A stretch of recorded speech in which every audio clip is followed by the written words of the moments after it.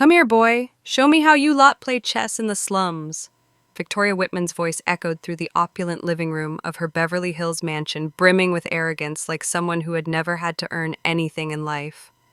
Diego Santos, 17 years old, was helping his mother, Carmen, serve guests at the charity gala Victoria was hosting. When she noticed Diego the millionaire came up with a little amusement, turning the servant boy into tonight's entertainment. The guests, business tycoons, politicians, and diamond-draped socialites, snickered into their champagne glasses. Though the party was meant to raise funds for underprivileged youth, it was clear Victoria never expected one of them to show up and serve pastries in her home. I bet he knows how to move the pieces, Victoria added, pointing at her marble Italian chessboard. It'll be fun watching the kid go up against someone who's actually studied the game, Mr. Hamilton, who owned 3 hotel chains, leaned toward his wife and whispered, "I'll bet he doesn't even know the knight moves in an L shape." Laughter rippled through the room like waves across a still pond of privilege. Carmen, Diego's mother, lowered her head, gripping the silver tray tightly. 20 years of cleaning that house, raising her son alone on a maid's salary, and now she had to watch him become their punchline. Victoria feigned sweetness as she addressed Carmen. "Carmen, you can stop serving for a bit. I want you to watch your son play. It'll be educational for both of you." Diego stood still for a moment, his sharp black eyes scanning not just the chessboard but every smug face in the room. At 17, he had learned something vital. Silence often reveals more truth than 1,000 words. And right then, what he saw was a room full of people blessed by fortune, oblivious to who they were actually dealing with. There was something in Diego's stance that made a few chuckles falter, a strange calm, like the eerie stillness before a storm. "Of course, Ms. Whitman," Diego replied, unsettlingly calm. A few guests exchanged curious glances. "I'd be honored." Victoria beamed triumphantly, settling into her chair like a queen about to watch gladiators clash. "Perfect. I bet you've never played on a board like this, have you? Real Italian marble. Each piece is worth more than... well, you get the idea." Senator Jennifer Mills, seated near the window, chimed in. "Victoria, are you sure this isn't a bit cruel? The boy could be humiliated." "Nonsense," Victoria replied, adjusting her diamond earrings. "This is a learning experience. Someday he'll brag to his little friends that he once played chess in a real mansion." What Victoria didn't know, and was about to learn the hard way, was that this slum boy had spent the last 8 years devouring every chess opening strategy and trap devised by the greatest masters of the game. While his peers were busy playing video games, Diego was borrowing chess books from the public library, watching legendary matches on a busted laptop he'd fixed himself. On quiet mornings, while his mother worked night shifts, he studied the plays of Kasparov, Fischer, and Carlsen. He had memorized over 200 openings, could recite 50 of the most iconic defenses in chess history by heart. But most importantly, Victoria had no idea that she was about to be humiliated by the very boy she had dismissed out of pure prejudice. Victoria arranged the chess pieces with dramatic flair, while Diego calmly observed each guest. His eyes revealed that he wasn't just preparing for a game of chess, he was preparing to dismantle every assumption in that room. She took her place behind the white pieces with the smug confidence of someone who had never tasted defeat. "I always play white, darling. Family tradition." Diego silently nodded, arranging the black pieces with such precision that Mr. Hamilton frowned. Each piece was placed exactly in the center of its square, perfectly aligned, as if this were one of hundreds of boards the boy had already faced. "Let's make this fun," Victoria declared to the guests. "If the boy makes me pause even once, I'll donate $1,000 to some public school or whatever." Laughter rippled through the room again, but this time Diego looked up and smiled a smile that didn't reach his eyes. Carmen felt a chill down her spine. She knew that smile. It was the same one her son wore when teachers dismissed him at school. The same smile he had when at 12 he told her he didn't need help with math anymore. Victoria opened with the E4 pawn. "Indian game, darling. A classical opening I learned at Harvard," she said. Diego responded instantly with C5, the Sicilian defense. The room fell silent. This wasn't the move of a child just learning to move the pieces. This was a move rooted in theory. "How interesting," murmured Senator Mills, leaning in closer. Victoria hesitated for 3 seconds, long enough for Diego to realize she only had a rehearsed set of social chess openings without a real understanding of the game's logic. She continued with d3, a timid move that reflected her conservative personality both on and off the board. She preferred safe positions where social status could guarantee victory. Diego responded with nc6, developing his knight with clear intent. Each of his moves took less than 5 seconds, as though he were following a script memorized years ago. "Our little boy's in a hurry," Victoria commented to the guests. "In real chess, you're supposed to think carefully." That was when Diego made his first psychological move. He paused, pretending to think deeply for 15 seconds, then played g6, preparing a fianchetto for his bishop. A move that many beginners choose on instinct, but one that actually belongs to a complex strategy that unfolds over 10 more moves. See that Victoria turned to her guests, triumphant. "He's too impatient to think typical." But Mr. Hamilton, who had played chess back in college, immediately recognized the signal Victoria, the boys setting up the accelerated dragon. "The what?" Victoria frowned, annoyed at being interrupted mid-performance. "It's a variation of the Sicilian defense, very complex." Victoria stared at the board tension now clearly visible in her posture. Nonsense. He probably saw it in a movie. But with each move that followed, the room's atmosphere grew stranger. Diego wasn't just reacting, he was controlling the tempo. Every piece he developed landed in the exact right spot, creating a visual harmony, like a symphony unfolding across the 64 squares. From the corner, Carmen's heart pounded. She knew her son was good, but she had never seen him play someone who valued themselves this much. And for the first time in her 20 years working in this house, Carmen saw fear in Victoria Whitman's eyes. Not fear of losing the game, but a deeper fear. The terrifying possibility that maybe, just maybe, she wasn't as special as she had always believed.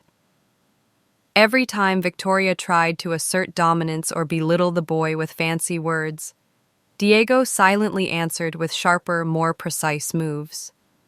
What the wealthy didn't understand was this: every condescending remark, every dismissive glance was like signing their own verdict on this board of 64 squares. Diego's 10th move made Mr. Hamilton choke on his whiskey. The boy had sacrificed a pawn in a way that looked harmless, but any seasoned player would see a deadly trap forming. "Victoria," Mr. Hamilton whispered urgently, "this boy is no amateur." But Victoria was too busy proving her superiority to listen. "Relax.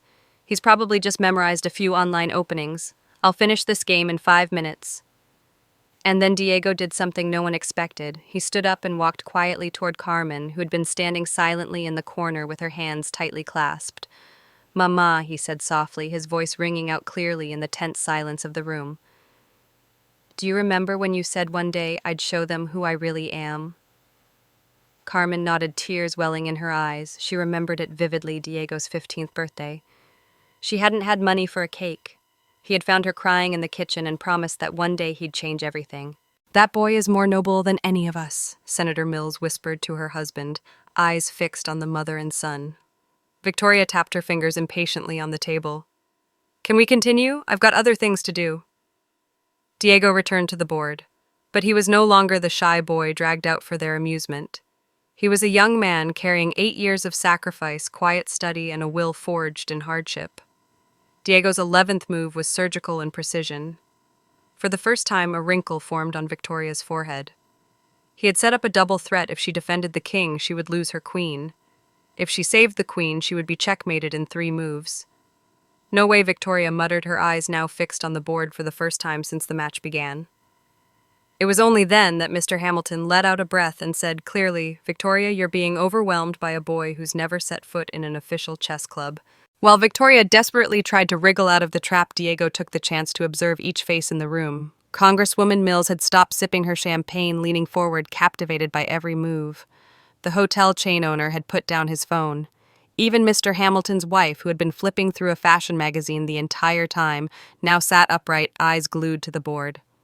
Carmen recognized that look in her son's eyes, the same look he had when he was 12, and first discovered a dusty chess section in the public library. The same look she had seen for 5 hours each day, as he studied legendary matches on a slow second-hand computer he had repaired himself. The same look he wore every morning at 5 a.m. as he solved tactical puzzles before school.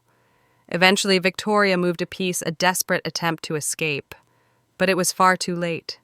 Diego had anticipated that move 6 turns ago. Check, he said softly, positioning his queen in a spot that offered 3 different checkmate paths, each one fatal. The room fell completely silent. Victoria stared at the board, then at Diego, then back at the board. Her hand trembled not from fear, but from fury. Fury that she was being systematically dismantled by the very boy she had belittled. You must have memorized that sequence from somewhere. She snapped her voice a pitch higher than usual. No one learns to play like this on their own. Diego smiled for the first time since the game began. You're right. I learned it from Garry Kasparov. Kasparov taught you? Hamilton asked, stunned. Not directly, Diego replied, moving another piece the final move. But I studied every recorded game of his, all 1083 of them. This sequence is one he used against Karpov Game 23 of the 1984 World Championship. Victoria looked up, searching the guest's eyes for support. But instead of the usual admiration, all she saw was a heavy silence, disappointment. Something she had never faced before. Carmen stepped forward, her voice clear and unwavering. My son wakes up at 5 a.m. every morning to study before school. He walks nearly 10 kilometers to the public library because we can't afford internet. When I work double shifts, he stays up all night under candlelight solving chess problems alone. The room remained frozen. Diego looked at his mother, eyes full of love and quiet resolve. A few guests looked away, unable to bear the rising guilt. Checkmate, Diego said gently, placing the queen on the final square. Victoria stared at the board for a long while, as if willing the pieces to move back to undo the result. But when she looked up, Diego's expression was still as calm as when the match began, except now no one in the room saw him as a servant. They saw him as someone who had just redefined talent, class, and worth. Victoria still sat motionless, eyes locked on the board on the white king that had fallen in a checkmate beyond question. It was as if she hoped the pieces would somehow turn back time and erase her humiliating defeat. Silence gripped the room so tightly, the ticking of the $15,000 wall clock was as loud as a drumbeat. It was just luck. Victoria stammered, her voice now stripped of the confidence it once held. He must have memorized the sequence. Someone taught him just to embarrass me. Hamilton rose from his seat and slowly approached the board. Victoria the boy just used a Sicilian defense variant I've never seen, and I've been playing chess for 40 years. Congresswoman Mills took out her phone and quietly started recording. With the instinct of a seasoned politician, she knew this moment had viral potential. A rich white millionaire being defeated by a young chess prodigy of color in her own mansion. I won't accept this. Victoria suddenly stood, knocking pieces to the floor. Something's wrong. No one learns to play like this on their own. Someone coached him just to humiliate me. Diego remained seated, his eyes calm. Would you like to play again? I can face anyone here.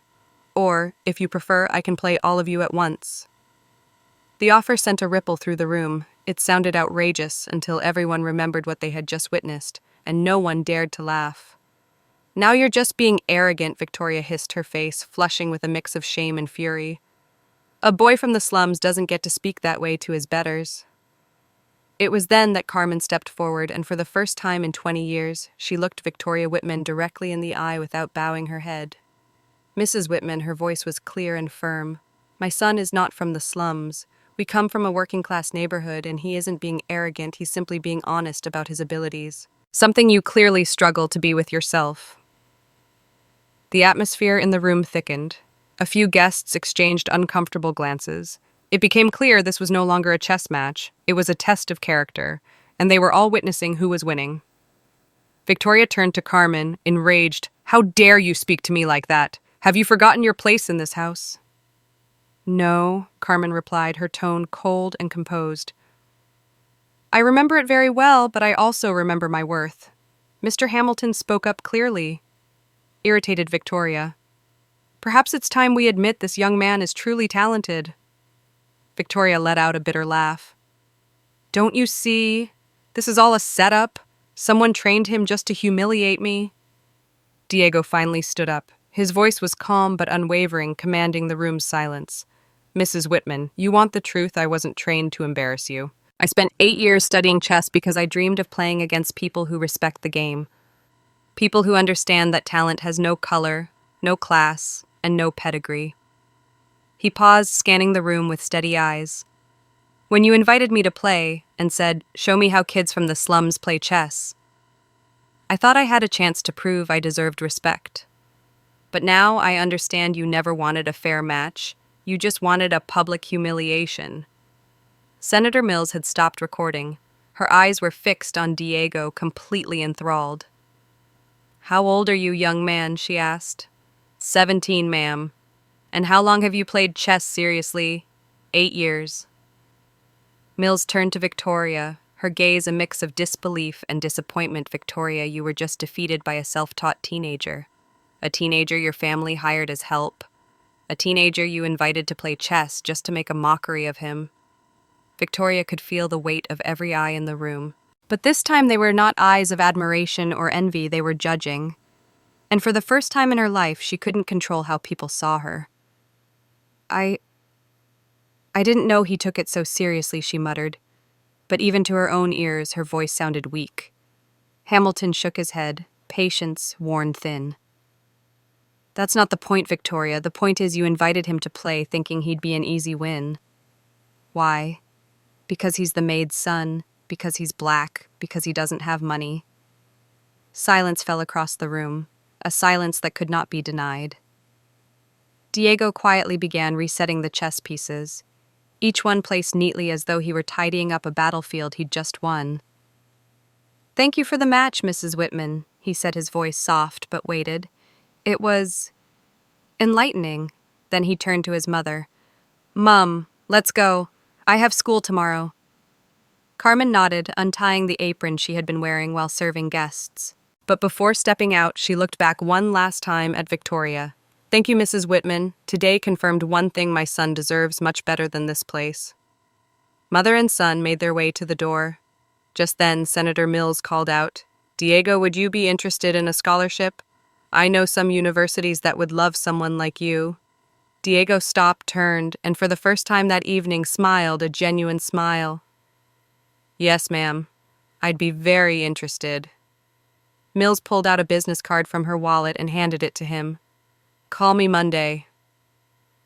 Victoria remained frozen, unable to believe she had lost control in less than an hour. She, who had always prided herself on grace and refinement, now stood exposed as someone who underestimated a genius because of her own prejudice. When the door closed behind Diego and Carmen, the remaining guests glanced awkwardly at one another. Hamilton was the first to stand up. "I think I should head out." Then one by one they all left the mansion, none staying longer than a half-hearted goodbye. No more compliments, no more admiring glances, only silence and disappointment remained. Victoria Whitman was left alone in the vast living room. In front of her was the chessboard where her pride and prejudice had been thoroughly shattered by a 17-year-old boy. But she had no idea that was only the first move in a much bigger game. A game in which Diego Santos would not only rewrite his own destiny, but challenged the very system of privilege that people like Victoria had always believed belonged to them by default. That night, as mother and son walked beneath the starry sky of Beverly Hills, Diego held in his hand a small business card, simple, yet holding his entire future. In his mind weren't just the next moves on the board, but broader strategies moves to change his life, to prove that nobility doesn't come from bloodlines or bank accounts, but from willpower and character. 6 months later, Diego Santos walked the halls of Stanford University with a full scholarship in engineering. Senator Mills kept his word, not only connecting Diego with education opportunities, but opening an entirely new world where talent was recognized regardless of background. The video from that night at the Whitman mansion wasn't secretly recorded as usual. It was posted by Senator Mills himself with the caption, "Talent knows no color, origin, or status. A lesson I witnessed with my own eyes." Within 2 weeks, the video hit over 3 million views, not just because of the brilliant chess match, but because it became a living testament to fairness, intellect, and the strength to overcome adversity. The headline went viral across the internet: "Young chess prodigy humiliates racist millionaire in her own home." The comments overflowed with both outrage and admiration. "Shame on her. This boy deserves every opportunity in the world." Intelligence is the sharpest weapon. Victoria Whitman became a pariah among the high society she once ruled. Her country club revoked her membership after pressure from other members. 3 charities removed her from their donor lists. Even Hamilton, her longtime friend, started avoiding her at social gatherings. At a dinner party in Malibu, Hamilton's wife whispered with a shake of her head, "I knew Victoria was arrogant, but I never imagined she could be that cruel, humiliating a child in front of everyone." But the most painful part for Victoria wasn't the loss of status. It was realizing Diego had never sought revenge. He simply played chess with the same passion, discipline, and calm he had cultivated over years. Her public disgrace was a result of her own prejudice and pride. Diego didn't have to do anything except show his ability, something she never expected. Carmen, the woman who once quietly mopped the floors and endured sneering looks, was now a supervisor of sanitation at a 5-star hotel in Santa Monica. Her salary had tripled with full health insurance. But it wasn't charity, it was recognition of the professionalism she had always shown, even when no one ever noticed.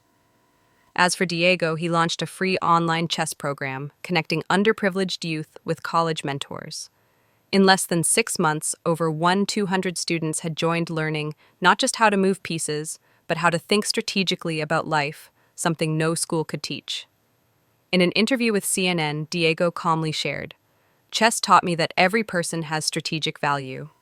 Victoria Whitman taught me that some people need to lose everything before they learn what truly matters." When asked, "Do you hold any resentment toward the woman who tried to humiliate you?"